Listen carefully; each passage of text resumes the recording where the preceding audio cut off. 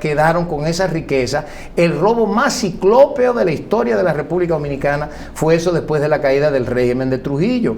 El tema de las hermanas Mirabal va a quedar ahí aclarado también, que nosotros hemos dicho que Trujillo no dio la orden ni le convenía. Por ahí vienen, esos archivos vienen por ahí. Esos archivos están ahí y nosotros tenemos años pidiendo desclasificar esos documentos. Entonces nosotros celebramos la desclasificación de esos documentos y el pueblo hoy por hoy va a conocer lo que dice el gobierno norteamericano, su apreciación objetiva de ese operativo y quiénes eran esos asesinos, porque incluso hay un documento que nosotros tenemos también que dicen que esa gente eran unos patanes todos, los asesinos, y que no tenían absolutamente nada a favor del país, sino que iban a ser peor que Trujillo. Eso tenemos un documento de la CIA de los tantos que nosotros venimos investigando hace muchos años. Entonces, sí, porque tú vienes hablando de ese tema hace mucho, antes de Donald Trump empezar a desclasificar. Claro, porque mi mamá en su libro, muchos de esos documentos lo teníamos y se publicaron. Bienvenidos una vez más a su programa Visión RDN,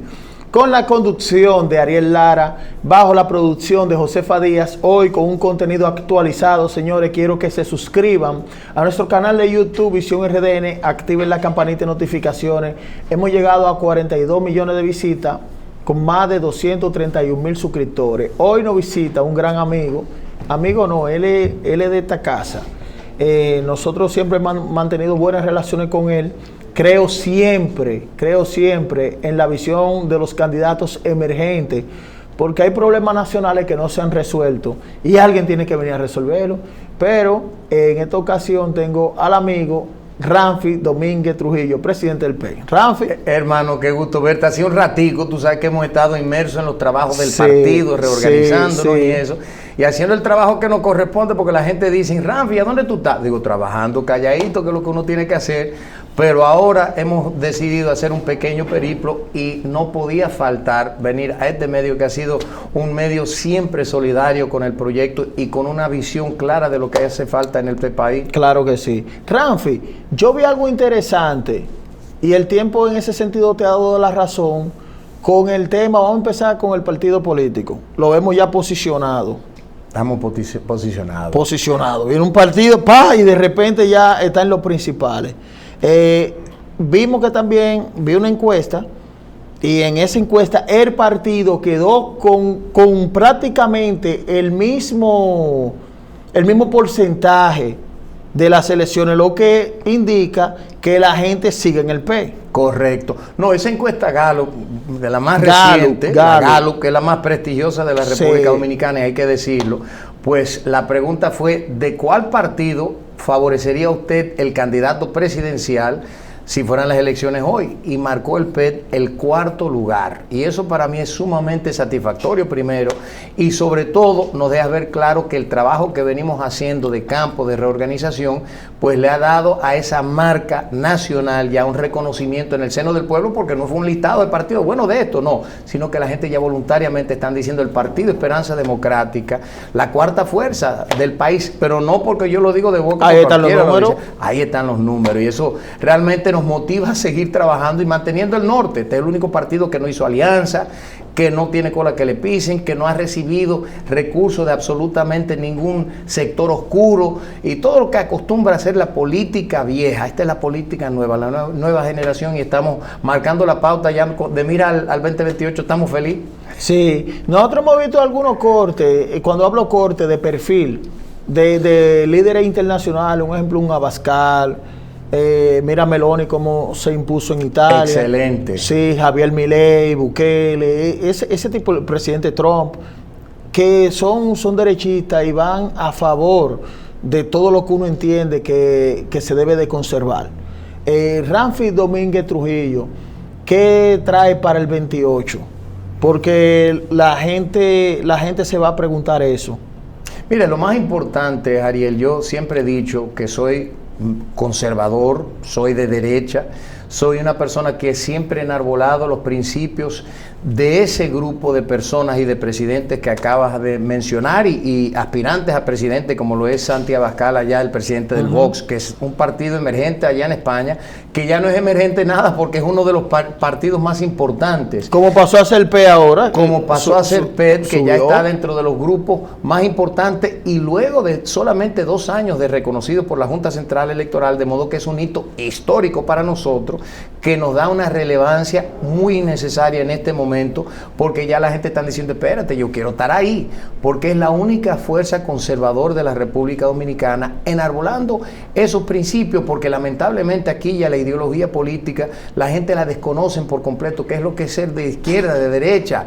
Aquí nosotros hemos visto a lo largo de la historia que los únicos partidos o los únicos o las únicas agrupaciones políticas que han resuelto los problemas en su momento dentro del marco de una dictadura de derecha, que es el extremo derecho, pero han sido los partidos emergentes o los partidos también republicanos o de marca conservadora. Nosotros obviamente somos centro derecha, porque enarbolamos principios fundamentales como es la austeridad económica. Aquí nosotros tenemos la mentalidad que el gobierno es el papá, que tiene que cuidar a todo el mundo. Eso es puntualmente algo de izquierda, de los socialdemócratas. Igualmente la fortaleza de nuestra soberanía, eso es un punto de derecha. Aquí viene el tema de la seguridad ciudadana, la fuerza militar, la fuerza castrense, el apoyo irrestricto a esos elementos que son parte de la seguridad ciudadana, la seguridad territorial y demás. Entonces, los elementos más fundamentales, los valores tradicionales, que también enarbolamos como precepto absolutamente invariable, y hay muchos temas, mucha tela por donde cortar, pero si tú le preguntas a los dominicanos, ¿cómo tú quieres? ¿Un gobierno grande, un gobierno pequeño y que esos ahorros se puedan invertir en la productividad nacional? Te van a decir, no, yo voy con eso. ¿Tú quieres la seguridad ciudadana? La mayoría del pueblo dominicano, sin saberlo, es conservador. Nosotros tenemos una base cristiana que nos ha identificado desde Duarte Sánchez y Mella. Ese ha sido el eje fundamental, el único país que tiene la Biblia en el centro. Entonces, tú le preguntas a los dominicanos una encuesta con preguntas puntuales y la mayoría del país te va a salir conservadora. Y por eso este ha sido un partido que están reconociendo sus valores y sobre todo su afán de transformar la política de la República Dominicana. Sí, hay un tema también que quiero tocarte, el de la tierra rara. Que bueno, esto se está hablando en el mundo entero, no nada más aquí. Hemos visto un ejemplo en la mirada de la grande potencia con relación a ese tema. Ramfi, tú que estudias los temas y lo ves desde una perspectiva muy particular, ¿qué tú opinas de ese tema? Mira, yo he dicho, después de leer exactamente y documentarme bien, según el último informe que hicieron un grupo de Estados Unidos, un grupo militar de Estados Unidos, han determinado que aquí hay 100 millones de toneladas. La importancia de eso es trascendente porque los Estados Unidos, que es un país con 300 millones y pico de habitantes. 205 veces más grande. Claro, estamos hablando, ellos tienen 1.900 millones de toneladas, o sea, es decir, 19 veces solamente más de lo que nosotros tenemos aquí. Es un elemento que de cara al futuro representa un activo sumamente importante porque eso va en la productividad o la producción de semiconductores y un sinnúmero de cosas. Aquí tengo a bien decirles, Ariel, a los televidentes, que es muy importante que sepan, son 17 elementos, pero los elementos que tenemos aquí de tierra rara son de tal magnitud para nosotros frente al tema energético, porque uno de ellos funciona, sirve para crear energía, al igual que tenemos al lado en el país vecino minas de uranio que sirven para crear plantas atómicas o las mini atómicas, que son las que están dando mucho de qué hablar ahora en este momento, porque son mucho más eficientes, mucho más poderosas y pudiésemos transformar el sistema energético del país, que hoy por hoy le cuesta al gobierno $2.000 millones en déficit cada año. Es decir, que tenemos la solución nuestra energética al alcance de nuestras manos. Entonces, ese tema de las tierras raras, yo le he dicho, mire, el precio del mercado es de $1.046 la tonelada. Con lo que nosotros pudiésemos generar ahí, pagamos la deuda externa y nos quedan $30.000 millones más. No sobra. O con eso pudiésemos pagar 5 años de presupuesto fiscal, es decir, que es una fuente rica que pudiésemos aprovechar a favor de crear condiciones económicas, sobre todo en este momento donde vemos que el peso está tambaleando. Si nosotros logramos negociar, contratar y preparar un andamiaje para aprovechar esa fuente rica a favor del pueblo, podemos ser otro país en par de años cuando nosotros logremos, dentro del marco obviamente también de la mentalidad de preservar el medio ambiente, aprovechar esa fuente rica de recursos. Sí, hay un tema también que quiero aprovecharte, Ramfi. Donald Trump, presidente, prometió que iba a declasificar los archivos los archivos de la CIA.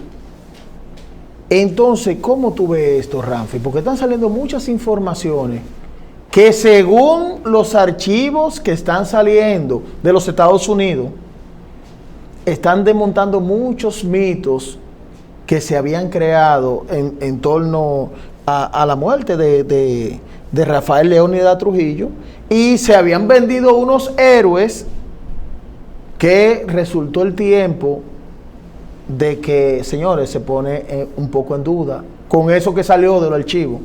Pues no eres tú ni soy yo, los Estados Unidos que están desclasificando todo el archivo de Kennedy. Sabes que desde chiquito, wow, eso es una vaina. Y esto es en honor a mi señora madre, que en paz descanse. Incluso ayer mis hermanas y yo comentábamos todos los datos que estaban saliendo, y eso corrobora perfectamente lo que mi madre nos ha dicho o nos decía a nosotros desde pequeños. Sí. E incluso hoy vi un artículo del Listín que dice que los susodichos héroes, que fueron los que asesinaron a Trujillo, incluso lo hicieron por venganza personal o por motivos personales. Y eso es algo que nosotros siempre lo hemos dicho, eso no fueron héroes, ellos simplemente eran quítate tú para ponerme yo. Y hay documentos de la CIA ahí que dicen que esa gente no servían para nada, no lo digo yo, ahí lo dicen los documentos. Ahí están saliendo. Entonces, ahí mismo nosotros vemos, y siempre hemos dicho que vamos a tener que reescribir la historia de la República Dominicana para realmente colocar todo en su justo lugar. Sí. Vuelvo y repito, aquí no venimos ni a aupar la dictadura, no, nada ni a de tratar eso. Es la verdad. Porque si hay dictadura, pero vamos lo que se está inventando también hay que desmontarlo. Absolutamente. Porque hay historia. Aquí hay fundaciones que viven del gobierno, que le dan mucho dinero, ONG, en honor a los famosos héroes. Entonces hay que reescribir la historia. Ahí salió un documento, óigame, que de la CIA, que pesa muchísimo. ¿Por qué? Porque dice que en la casa del doctor Ronald Reed Cabral, Antonio de la Maza violó a la esposa. Eso sale ahí. Frente a él, eso fue uno de los documentos. Entonces, cuando uno ve que han querido vender a Trujillo como un monstruo, vamos a vender a los asesinos de Trujillo como fueron. ¿Tú entiendes? Porque tienen un comportamiento altamente cuestionable, y aquí hay muchas familias honorables que también se lucraron de la riqueza que dejó el gobierno de Trujillo, porque han dicho, Trujillo se robó todo el país, tenía dinero fuera. Trujillo no tenía un peso fuera de la República Dominicana, ese dinero quedó aquí.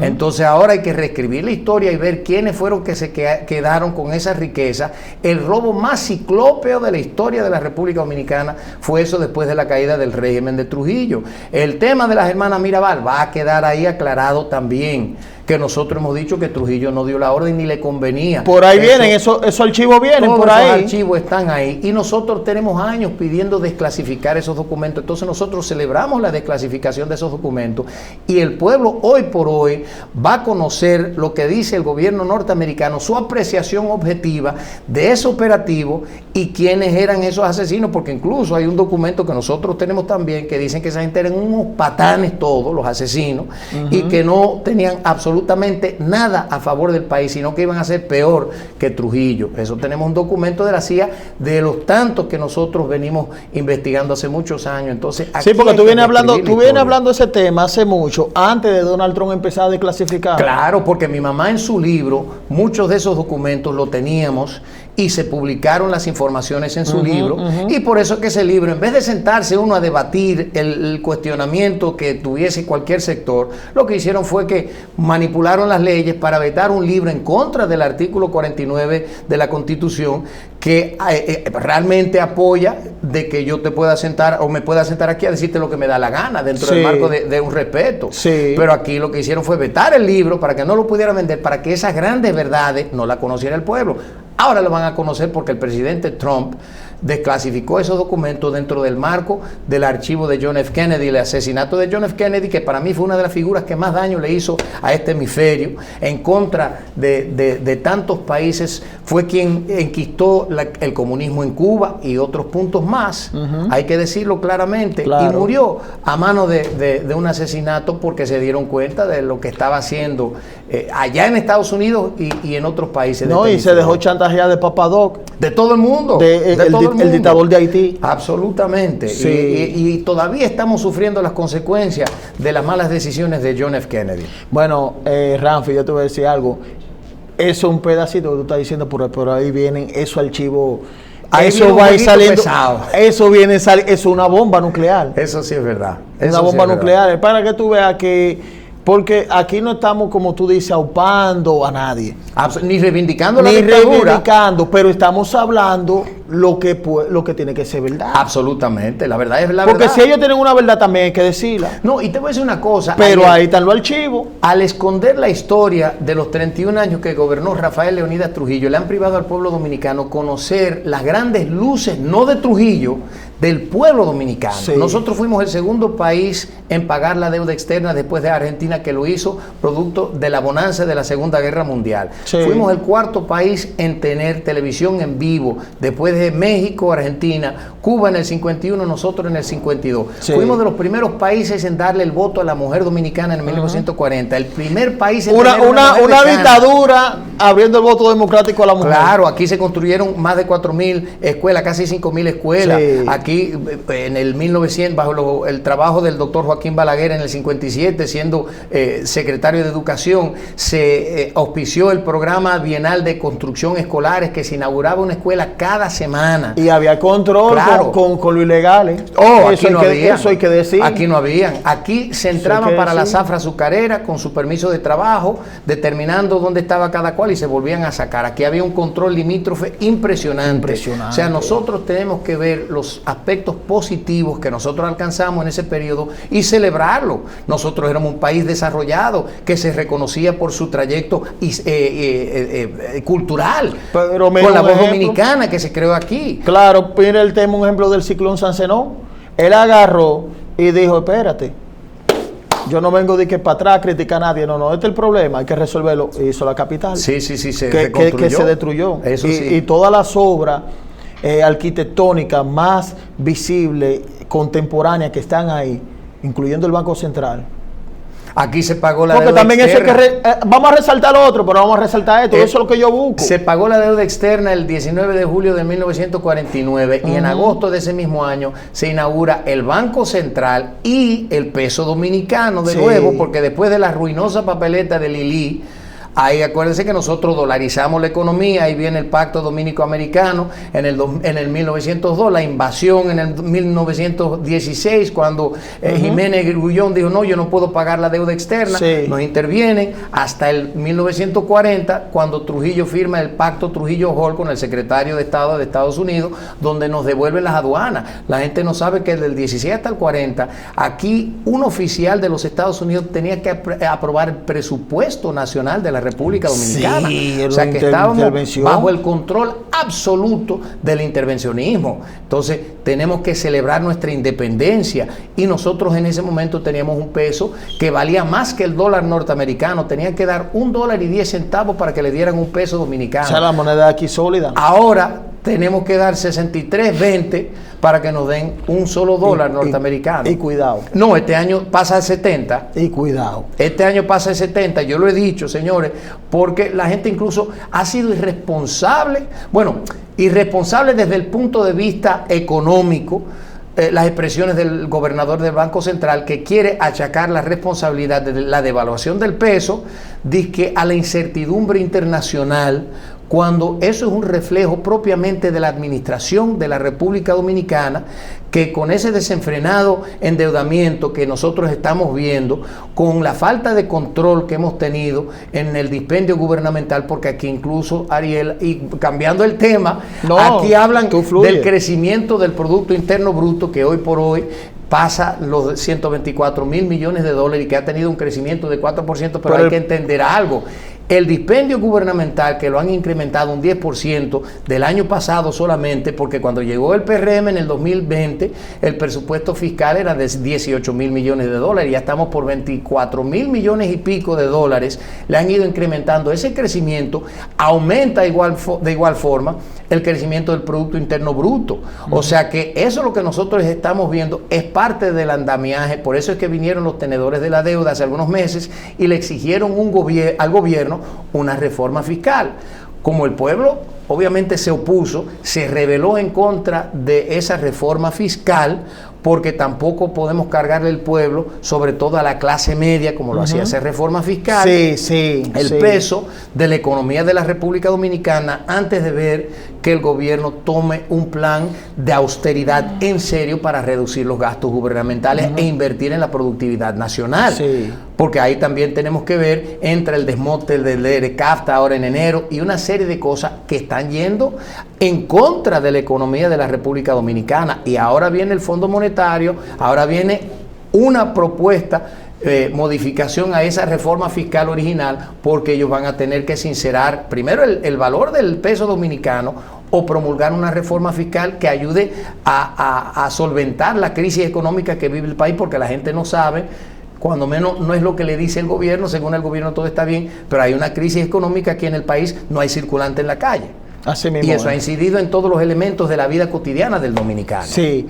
Ramfi, hay un tema. Marco Rubio, cuando era senador de la Florida, durante campaña, había dicho que República, le había dicho al presidente Biden, siendo él senador, le había dicho, pero ven acá, la República Dominicana no puede cargar con 3 millones de haitianos, porque los recursos de aquí son recursos limitados. Y vimos que él tuvo un choque en ese momento con Amnistía Internacional, que siempre está en contra de la República. Eso no hay que hallar lo raro. Esa gente está en contra de la República Dominicana. No es que ellos quieren los haitianos, es que ellos quieren joder esta vaina, vamos a hablar claro. Entonces, Marco Rubio llega y es secretario de Estado de los Estados Unidos. Aquí lo traen al país. Vimos en fotos, según la foto, él no se ve como muy alegre, porque cuando él fue de Bukele lo visitó, dieron vuelta por la casa, una visita de amigo. Esto fue prácticamente una visita diplomática. Digo, cuando uno compara las cosas, ¿verdad? Sí. Entonces, cuando Marco Rubio llega, en el Palacio Nacional lo tienen de frente. No le preguntan del tema bien de Haití. Y él dice, bueno, los Estados Unidos, nosotros no vamos a enviar a los 500,000 haitianos, ellos van para Haití. Esto en un momento del presidente Luis Abinader, una luz verde, porque ya que antes supuestamente había presiones con el tema haitiano de empezar a sacar todos los ilegales. Esto no es una luz verde, porque si los Estados Unidos ya no lo van a presionar y ellos son los que están deportando gente y haciendo, y Donald Trump entiende que cada soberanía es exclusiva de deportación. Entonces, dime, Ramfi. Mire, el presidente Abinader, lo que pasa es que estaba en sus aguas entre la presión del sector empresarial, la presión de Amnistía Internacional y otros organismos que obviamente han apoyado la creación hasta de asentamientos haitianos aquí en el país, campamentos haitianos aquí en el país. Sí. Y obviamente en contubernio con el gobierno del presidente Biden, de los demócratas, que lo único que han hecho es hacernos daño aquí a la República Dominicana. Y él estaba en sus aguas, porque incluso los lineamientos del Partido Demócrata van muy en línea con, vamos a decir, la socialdemocracia del PRM. Esos son los orígenes del PRD, que es el mismo PRM hoy por hoy. Entonces él estaba en sus aguas, él está navegando muy tranquilamente y cumpliendo órdenes del gobierno norteamericano, de la clase empresarial, y haciendo lo que le daba la gana ahí en la frontera, mucho bulto para venderse, como el Salvador de la República Dominicana, un muro deficiente, anunciando un programa de repatriación para repatriar a creo que 40,000 haitianos todas las semanas. 10,000.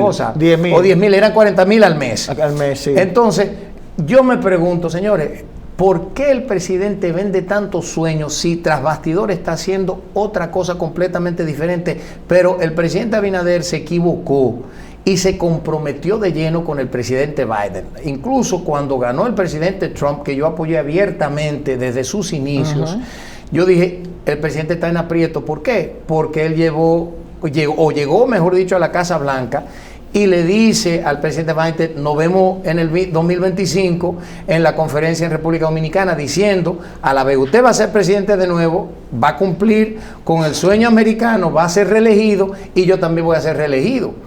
Y en buen dominicano metió la pata. Sí. Metió la pata. Entonces, él está en aprieto con este gobierno porque él sabe el compromiso que tuvo Luis Abinader con el gobierno de Biden. Porque, vamos a decir, son libres pensadores que son igualitos en los lineamientos y los preceptos políticos que ellos enarbolan.